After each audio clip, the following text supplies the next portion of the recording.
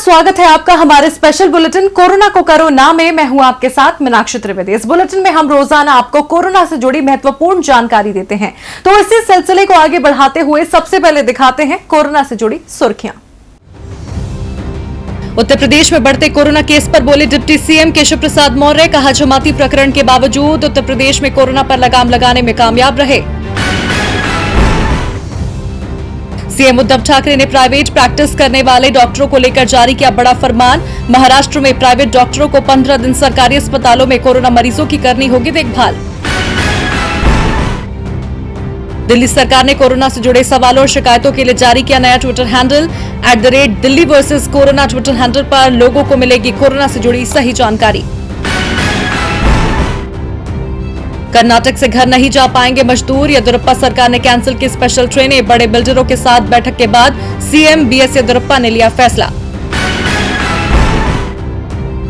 Corona संकट के बीच खुशखबरी। उत्तराखंड में पिछले 24 घंटे से एक भी केस नहीं आया सामने। सुर्खियों के बाद बढ़ते हैं पहली खबर की ओर। भारत में कोरोना वायरस के मामले लगातार बढ़ते जा रहे हैं। देश के अलग अलग हिस्सों में किस तरह मामलों ने रफ्तार पकड़ी है और किस राज्य का क्या हाल है, आइए आपको बताते हैं अपनी इस रिपोर्ट में। कोरोना वायरस महामारी का असर दुनिया में लगातार बढ़ता जा रहा है। भारत में अब पिछले कुछ दिनों से कोरोना वायरस के मामलों में उछाल देखने को मिला है। देश में कोरोना के कुल केस 49,391। कोरोना से मरने वालों की संख्या 1,694। कोरोना से ठीक हुए मरीजों का आंकड़ा 14,183। 24 घंटे में 2,958 केस बढ़े। कल से अब तक 126 लोगों की मौत।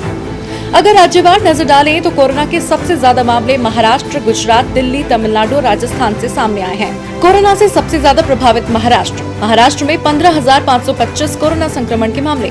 महाराष्ट्र में 617 लोगों की मौत। गुजरात में तेजी से बढ़ रहा है संक्रमण। गुजरात में 6,245 कोरोना के मामले। गुजरात में 368 लोगों की हो चुकी है मौत। दिल्ली में कोरोना मरीजों का आंकड़ा 5,104। दिल्ली में 64 लोगों की मौत। कोरोना मामले में चौथे नंबर पर तमिलनाडु में 4,058 केस की पुष्टि। कोरोना से तमिलनाडु में 33 लोगों की मौत। राजस्थान में अब तक 3,240 कंफर्म केस। राजस्थान में 90 लोगों की मौत। आपको बता दें, भारत में कोरोना वायरस का पहला मामला 30 जनवरी को रिपोर्ट किया गया था। देश में शुरुआती 3 मामले केरल से रिपोर्ट किए गए थे, जहां वुहान से कुछ छात्र लौटे थे। उसके बाद से ही देश में कोरोना के केस सामने आए हैं। मार्च के बाद इन मामलों ने रफ्तार पकड़ ली है। वहीं अब नजर डालते हैं दुनिया के उन देशों पर जहां कोरोना ने तेजी पकड़ी है। दुनिया भर में कोरोना के 37,26,000 मामले, 2,58,000 लोगों की मौत, 12,41,000 मरीज कोरोना से हुए ठीक। अमेरिका में 12,37,000 कोरोना के मरीज। अमेरिका में करीब 72,000 लोगों की मौत। स्पेन में कोरोना के मामले 2,50,000। इटली में 2,13,000 कोरोना संक्रमण के मामले।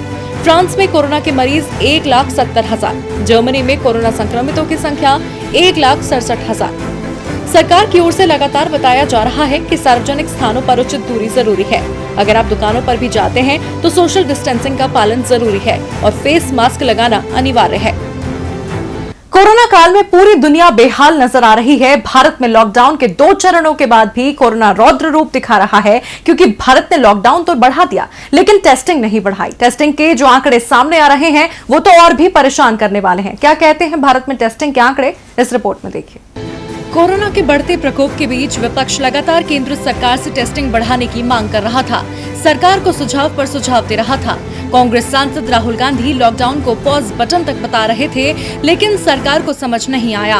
और सरकार की इसी नासमझी का कारण है कि अभी जो आंकड़े सामने आ रहे हैं वो कोरोना की असल कहानी बयां कर रहे हैं। हर कोई जानता है कि अगर इस जंग को जीतना है तो टेस्टिंग बढ़ानी होगी, लेकिन सरकार को ये बात समझने में बहुत देर लग रही है। तभी तो बहुत से राज्य ऐसे हैं जो कोविड-19 टेस्ट के राष्ट्रीय औसत से भी काफी पीछे चल रहे हैं। पश्चिम बंगाल, बिहार और जनसंख्या के मामले में सबसे बड़े राज्य उत्तर प्रदेश समेत मध्य प्रदेश में हालात बहुत ही ज्यादा खराब हैं। ये राज्य तो राष्ट्रीय औसत से 25% पीछे चल रहे हैं। देश में अब तक 10 लाख से ज्यादा लोगों का टेस्ट हुआ है, जिसके साथ प्रति 10 लाख आबादी पर टेस्ट बढ़कर 818 हो गए हैं। लेकिन जो report Indian council of medical research ने पेश की है, उसके मुताबिक 10 लाख आबादी पर कोरोना के टेस्ट की बात करें तो सबसे अधिक कोरोना केस वाले 15 राज्यों में शुमार पश्चिम बंगाल में 230, बिहार में 267, उत्तर प्रदेश में 429 और मध्य प्रदेश में 642 टेस्ट हो रहे हैं। ये आंकड़े सरकार की परेशानी बढ़ाने वाले हैं। स्वास्थ्य मंत्रालय इस पर ये सफाई दे रहा है कि कई राज्यों में टेस्ट किट सही न मिलने के कारण जांच में समय लगा है। वहीं इन राज्यों को दिल्ली से सबक लेने की जरूरत है, जहां प्रति 10 लाख आबादी पर 3,486 टेस्ट किए जा रहे हैं, जो राष्ट्रीय औसत का करीब 4 गुना है। साफ है कि जब तक टेस्टिंग नहीं बढ़ेगी, कोरोना से जुड़े सही आंकड़े सामने नहीं आएंगे और स्थिति की गंभीरता का असल पता नहीं चल सकेगा। कोरोना वायरस का प्रकोप पूरी दुनिया में बढ़ता जा रहा है। इस समय कोरोना से जूझ रही पूरी दुनिया कोरोना वायरस की वैक्सीन और दवा खोजने में जुटी है। भारत में भी ये काम युद्ध स्तर पर हो रहा है। देखिए रिपोर्ट। प्रधानमंत्री नरेंद्र मोदी ने कोरोना वायरस के टीके के विकास, औषधि खोज और परीक्षण में भारत के प्रयासों की मौजूदा स्थिति की समीक्षा की। बैठक के बाद जारी बयान के मुताबिक देश में कोरोना के खिलाफ 30 टीकों के विकास का काम विभिन्न चरणों में है। प्रधानमंत्री ने टीका विकसित करने के लिए बनाई गई टास्क फोर्स के साथ बैठक की अध्यक्षता की। ये टास्क फोर्स वैश्विक महामारी कोविड-19 की दवा, उपचार और उसके परीक्षण पर काम कर रही है। प्रधानमंत्री ने उम्मीद जताई है कि बेहतर समन्वय और तेज गति से कार्य करने से इस प्रक्रिया को आगे बढ़ाया जा सकेगा। आपको बता दें, कोरोना के कुछ वैक्सीन ट्रायल के लिए तैयार हैं, तो कुछ अगले महीने तक इस चरण में पहुंच जाएंगे। देश में कोविड-19 के पहचान के लिए RT-PCR और एंटीबॉडी टेस्टिंग के लिए देश के रिसर्च संस्थान और स्टार्टअप काम कर रहे हैं। समीक्षा बैठक में प्रधानमंत्री नरेंद्र मोदी ने इस बात पर भी जोर दिया कि कोरोना वायरस की वैक्सीन की खोज के लिए अकेडमी, इंडस्ट्री और सरकार साथ मिलकर तेजी से काम कर रहे हैं। कोरोना के संक्रमण काल में पूरी दुनिया जूझ रही है। पूरी दुनिया में कोरोना के खिलाफ वैज्ञानिकों की तैयारी युद्ध स्तर पर चल रही है।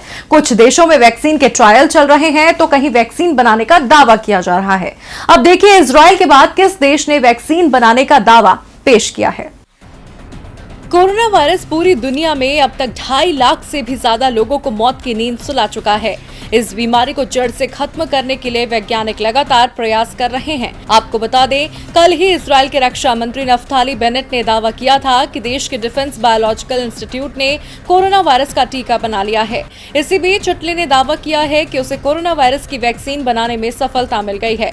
अरब न्यूज की एक रिपोर्ट के मुताबिक इटली कोविड-19 की वैक्सीन बनाने वाला दुनिया का पहला देश बन गया है, जो इंसानों पर भी असरदार है। ये रिपोर्ट रोम के इन्फेक्शियस डिजीज स्पेलेंजानी हॉस्पिटल में हुए परीक्षण पर आधारित है। इस रिपोर्ट में दावा किया गया है कि कोरोना वायरस वैक्सीन ने चूहों के शरीर में एंटीबॉडीज जनरेट की है, जिसका असर इंसान की कोशिकाओं पर भी होता है। दवा बनाने वाली एक फर्म ताकीज के CEO ने इटली की एक न्यूज एजेंसी के हवाले से कहा, ये इटली में वैक्सीन का परीक्षण करने वाले उम्मीदवारों का सबसे एडवांस स्टेज है। वैक्सीन का परीक्षण करने के लिए वैज्ञानिकों ने चूहों का इस्तेमाल किया था। सिंगल वैक्सीनेशन के बाद उन्होंने चूहों के शरीर में एंटीबॉडीज को विकसित होते देखा, जो मानव कोशिकाओं को प्रभावित करने वाले कोरोना वायरस को ब्लॉक कर सकता है। रिपोर्ट के मुताबिक इस दौरान 5 वैक्सीन कैंडिडेट्स ने बड़ी संख्या में एंटीबॉडी जनरेट किए, जिसके बाद शोधकर्ताओं ने सबसे सही परिणामों के साथ 2 का चयन किया। ये सभी वैक्सीन DNA प्रोटीन स्पाइक के जेनेटिक मटेरियल पर आधारित हैं। ये दवा अगर सही है तो कोरोना से कराह रही दुनिया के लिए ये बहुत बड़ी राहत साबित होगी। कोरोना वायरस पर वैसे तो कई शोध हो रहे हैं, लेकिन इस वक्त वैज्ञानिकों की भी प्राथमिकता यही है कि सबसे पहले इस वायरस के स्ट्रक्चर और नेचर को समझा जाए, ताकि इंसानों पर इसके असर को बेअसर किया जा सके। अब एक नई रिसर्च से वैज्ञानिक इस वायरस को काफी हद तक समझ पाए हैं। देखिए रिपोर्ट। SARS-CoV-2 के बारे में शुरू से ही काफी भ्रम की स्थिति है, लेकिन रोजाना हो रही रिसर्च से कुछ हद तक स्थिति साफ होने लगी है। कोरोना के म्यूटेशन को लेकर भी स्थिति साफ हुई है। कभी ये खुद को म्यूटेट करने लगता है, तो कभी बहुत दिनों तक इसका म्यूटेशन बंद रहता है।